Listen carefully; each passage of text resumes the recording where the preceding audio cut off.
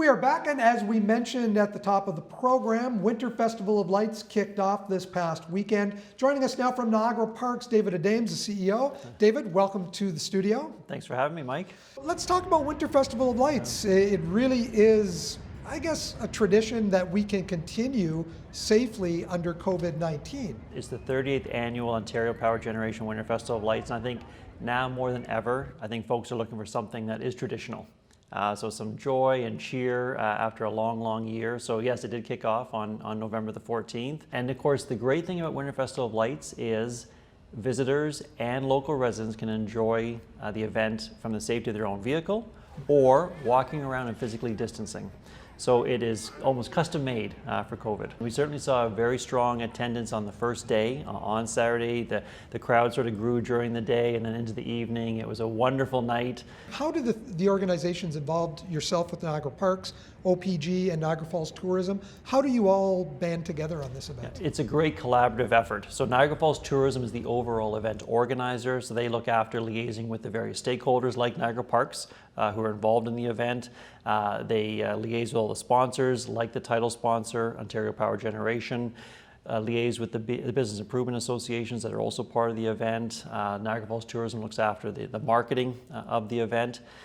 So for Niagara Parks, our budget is $400,000. That covers both staff time and purchasing lights. So every year we have to purchase a certain amount of lights to replenish the light displays, repair the lights as well.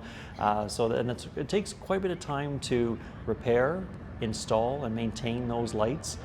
So you imagine for a moment the lights extend from Clifton Hill on the Parkway right through Dufferin Islands, and so it's not just like doing your lights on your house. Well, I was going to say, David, I can't imagine, because every year at Christmas I pull out my 6 or 7 strings of lights and it takes me forever just to replace the bulbs, just to screw them all back in. Yeah. I can't imagine what that endeavor must be. Well, exactly. So imagine the scale. So you're talking about open park space, that length of the parkway as I was describing, from Clifton Hill over through Dufferin Islands. So we're talking about thousands of lights, many light displays. So it's a tremendous effort, and for Niagara Parks, it's a team effort. We have the events team, parks, engineering, and of course our marketing team as well. Yes. So all collaborating on that. You had to make a very difficult decision this year about New Year's Eve, and it's really heartbreaking because we've just seen it over the last 2 years get back on track and get more national attention, and now it's canceled. Well, we certainly want to respect the public health measures that are in place, and there's no way that we could have a large outdoor event. I mean, last year we probably had the magnitude of 60,000 guests out for New Year's Eve. So we'll return that event when it's safe to do so. Maybe it could be as early as 2021, it might be 2022, but we'll certainly keep your viewers informed. Now, the good news is there could be something we might be able to do virtually. So hopefully there'll be an announcement later this week about a virtual New Year's Eve. Are plans in place? So the workings are starting, and we might hear something? Absolutely, and there's efforts underway that maybe there might be a pan-provincial virtual New Year's Eve, so celebrations virtually again from different parts of Ontario, and then something special locally here in Niagara Falls. Again, this pandemic has shown us what we can do virtually. And it can be, for most of the people that enjoy the Niagara Falls New Year's Eve celebration, it is virtually anyway. They're enjoying it from somewhere else in the comfort of their own home. So you just don't have the excitement of the 60,000 people in front of the stage. Exactly, and we want to keep the pattern of New Year's Eve and live music in Niagara Falls going. So this year, yes, to your point, it should be virtual so that everyone's health is protected. But we want to make sure that Niagara Falls is always top of mind for those kinds of events. What else does Niagara Parks have in store for winter? It is a slow season anyway. It does start to slow down, but certainly from now through to January 10th with Winter Festival Lights going on, we'll have the special holiday display at the Floral Show House. That's always a very special display. It was fantastic last year. It'll be equally as great this year. We certainly have the Butterfly Conservatory open, and what a nice place to go when it's cold outside, to go into the tropical environment of the Butterfly Conservatory and have that beautiful experience. Journey Behind the Falls at Table Rock is open as well throughout the winter. So we'll have those experiences going. And what we found this year, Mike, is that people discovered and rediscovered nature. So we certainly want people to still come out and explore our natural spaces, especially for a nice break from the indoor activities, but a good mental health break as well. So being outdoors is good for the soul. You had a lot of controversy this summer over the gorge and a lot of rescues and things like that. Do you see people starting to catch on about safety in that area? So we're always trying to position that public education message about use trails, but use them safely. So what we found this year with that growth, so the good thing is people discovering, rediscovering nature.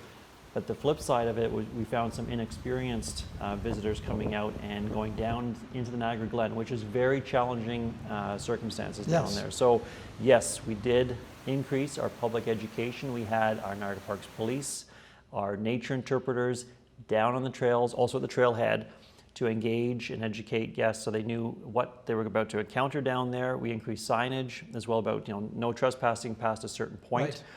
We had a very unfortunate thing happen as well, is somehow on Google Maps, they started to identify a beach down in the gorge. So that is not a beach, it is not safe.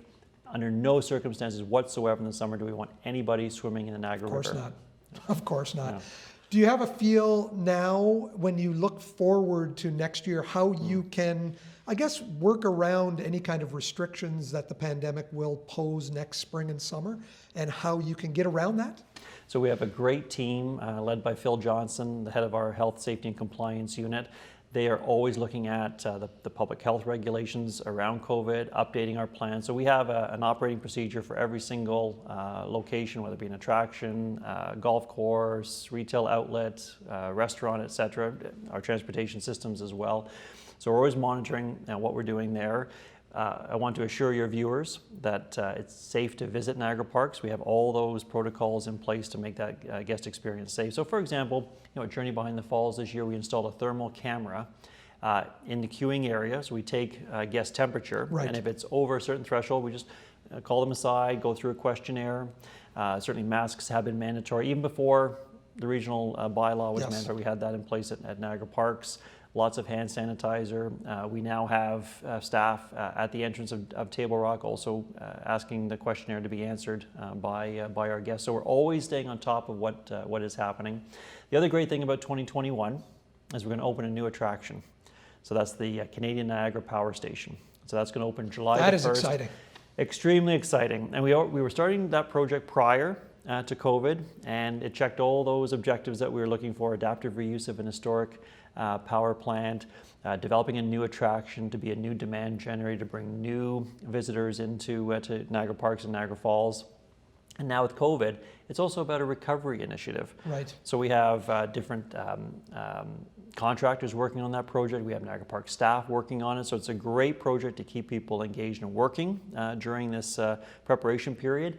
And then when it opens on July 1st, staff working in the attraction and bringing new visitors here. Now that may be more the local market in the beginning. So when I say local market, Southern Ontario, maybe the Quebec Drive market. Right. And then over time, when it's safe to do so, if the borders reopen and we welcome back our American friends, they can see that new attraction. And it'll take a bit longer, I think, for some of the international visitation to come back as well. Make sure you invite us to that grand opening. David Adames, thank you for joining The Source today. Thanks so much.